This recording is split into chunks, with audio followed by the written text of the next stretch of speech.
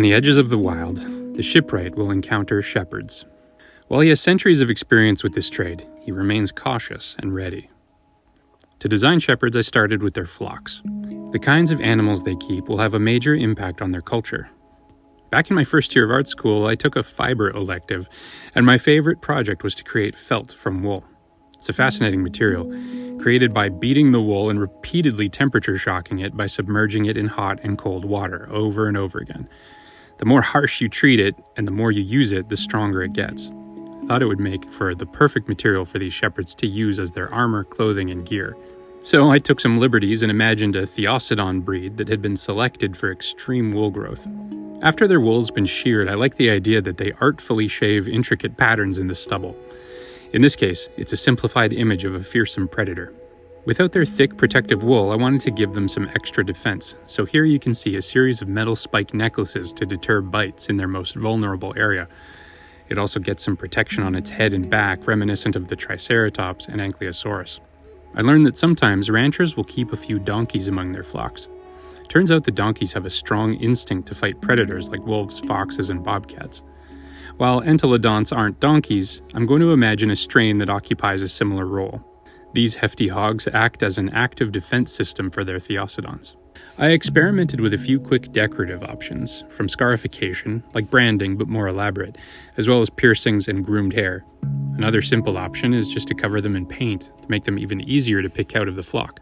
Shepherds that cover a lot of territory often need to be mounted. Given the uncountable dangers roaming the antediluvian world, I thought it would be cool to give them the equivalent of a tank. This Triceratops has been covered in a protective, embroidered felt gambeson blanket. The rider sits comfortably on top, draped in an embroidered felt cloak, clasped under a bronze chest plate. The embroidery helps to keep the wool evenly spaced during the beating process, but can make for some nice simple patterns as well.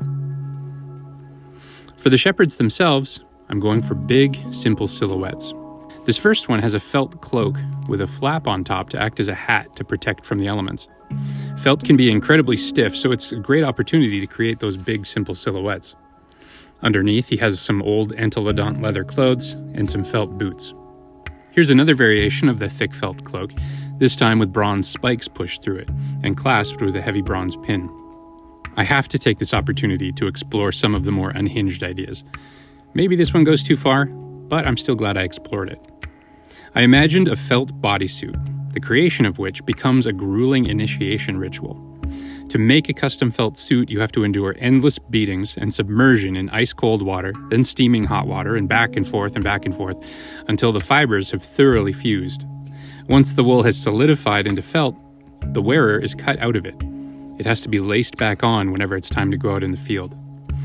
Bronze scales have been pinned to it to act as an extra layer of protection.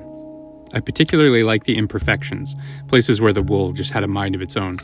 It would be great if those were considered a desirable point of pride rather than seen as mistake. Humans learn from animals all the time, and this outfit mimics turtles and ankylosaurs. He wears another suit of felt armor with a wood chest plate. The main feature, of course, is the spiked bronze shell worn on the back. For this version, I was looking at collars that sheepdogs sometimes wear to protect them from wolves. They have these huge iron spikes around their necks that protect them from fatal jugular bites. In this case, the spikes are mounted on lacquered wicker armor. Woven and sealed fibers can be incredibly strong. Put it on top of a heavy gambeson cloak and you're not doing too badly. I couldn't resist giving him some mini Triceratops horns on this bronze helmet. Some of my favorite ideas are the ones that look like overkill. Humans will do some preposterous things if they believe they'll keep them safe. This guy wears an upside-down clay pot with wood stakes and a jangling skirt of bronze plates. Is it effective? Yeah, we'll see. This guy is more of a messenger, carrying supplies out to the shepherds. His prized Quetzalcoatl skull probably doesn't offer much protection, and it's likely a major inconvenience. But it's cool, and that's just how people are sometimes. I had to add another animal, this time a sauropod.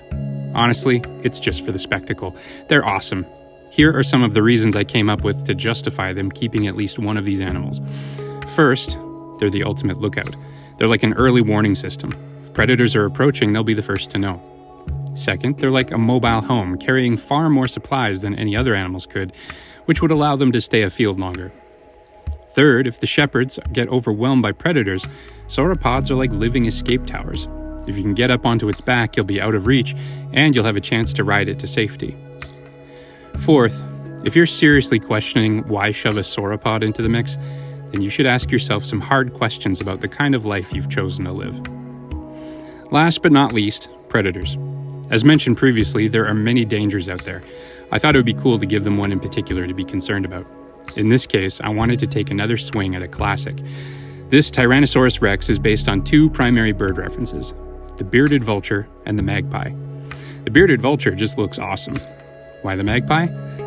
Not only are they visually striking, but they can make and use tools, work in teams, and imitate human speech.